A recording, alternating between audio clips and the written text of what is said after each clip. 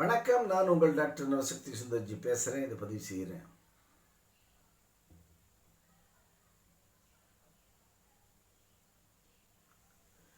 நம்முடைய உடலில் சக்கரங்கள் இருக்கு. சக்கராஸ்: மூலாதாரம், சுவாதிஷ்டானம்,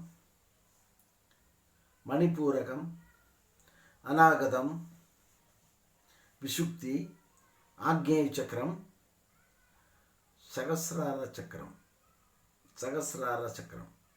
ஆக்ஞேய சக்கரத்துக்கு அப்புறம் கடைசியாக உள்ளது சகசிரார சக்கரம். இந்த 6 சக்கரங்களை 7 சக்கரங்களில் 6 சக்கரங்களை இயக்கக்கூடிய நிலை என்பது பகவான் ராகு கேதுகள்கிட்ட ஒப்படைச்சுடுறார். அவள் தான் இயக்கிறா. இந்த 7வது சக்கரமாகிய முக்கியமான சக்கரம் இது. இதை யார் இயக்க முடியும் அப்படின்னா, அபிஜித் வேளையில் அபிஜித் நட்சத்திரத்தில் பிறந்தவர், அபிஜித் நட்சத்திரத்தில் இந்த பூ உலகில் உதயமானவர். அப்படிப்பட்டவர்னா அது வேற யாரும் கிடையாது, எம்பெருமான் உப்பிலியப்பன். பெருமாள் உப்பிலியப்பன் அபிஜித் வேளையில் உதயமாகிறார். திருவோண நட்சத்திரம் அவருடைய நட்சத்திரமாக இருந்தாலும், உத்திராட நட்சத்திரத்தினுடைய முடிவிலும் திருவோண நட்சத்திரத்தினுடைய ஆரம்ப நிலையிலும் இரண்டும் சேரும் அந்த கூட்டு அந்த பாயிண்ட், உத்திராட நட்சத்திர முடிவினுடைய பாயிண்ட், திருவோண நட்சத்திரத்தினுடைய ஆரம்பத்தினுடைய நிலை பாயிண்ட். இந்த நிலையில அவர் உதயமாகிறார் இந்த பூ உலகத்தில், உப்பிலியப்பன். இது இந்த சன்னதி எங்கே இருக்குன்னு கேட்டால் கும்பகோணத்தில் இருக்கு. அந்த உப்பிலியப்பன் பார்த்தீங்கன்னா, அவரை போய் நம்ம சேவிக்கும் பொழுது, நம்ம எல்லாரும் சேவிச்சுட்டு வந்திருப்போம், உப்பிலியப்பன் கோயில் போயிருப்போம். அங்கே உள்ளே பார்த்தீங்கன்னா பெருமாளுக்கு போய் சேவிப்போம், பிரதட்சணை வருவோம், எல்லாம் வருவோம்.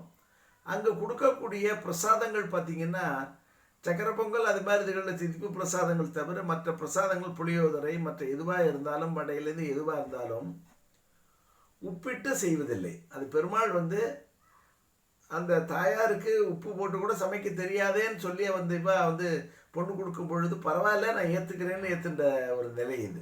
அதனால் பார்த்தீங்கன்னா உப்பு இல்லாமல் தான் அத்தனை பொருளும் இருக்கும். திதிப்பு பதார்த்தம் மட்டும்தான் திதிக்கக்கூடிய நிலையில் இருக்குமே ஒழிய மற்ற எல்லா பதார்த்தமும் உப்பு இல்லாமல் தான் கொடுப்பா. ஆனால் உப்பு இல்லாமல் சாப்பிட்றத நம்மளால் சாப்பிட முடியுமா? வீட்டில் போட்டால் என்ன ஆகும்? பெரிய ரகளையே நடக்கும். உப்பு போடாமல் மட்டும் ஒரு பொருளை சமைச்சிட்டாங்கன்னு சொன்னால் தொடமாட்டோம் நம்ம. இன்னும் சில பேர் கோபத்தில் தூக்கி கூட விட்டு எரிஞ்சிடுவாங்க. ஆனால் அங்கே உட்காந்து ஒரு வடைக்கு 4 வடை சாப்பிடுவோம். புளியோதரை எனக்கு இன்னும் கொடு அப்படின்னு சொல்லி கேட்டு அந்த கோயில் உள்ளே உட்காந்து ஒரு மூலையில் அந்த குளத்துக்கரையில் உட்காந்து சாப்பிட்ட அனுபவங்கள் எல்லாருக்கும் இருக்கும். ஆனால் உப்பு இல்லாமல் சாப்பிட்றோமே இதை அப்படின்ற உணர்வு ஒரு நிமிடம் கூட வராது, ஒரு நிமிஷம் கூட வராது, ஒரு க்ஷணம் கூட வராது. அப்படிப்பட்ட மிக அற்புதத்தை நிகழ்த்தி கொண்டிருக்கும் அந்த உப்பிலியப்பன் பெருமான் எம்பெருமான், என்னப்பன் எனக்காயருளாய் என்னை பெற்றவளாய் பொன்னப்பன் மணியப்பன் உத்தப்பன் என்னப்பனுமாய் என்ன பொன்மதுசூர் திருவிடங்கள் செந்தப்பன் தன்னப்பார் இல்லப்பன் தந்தன தந்தால் நிலைன்னு அம்மாழ்வார் பாடினது.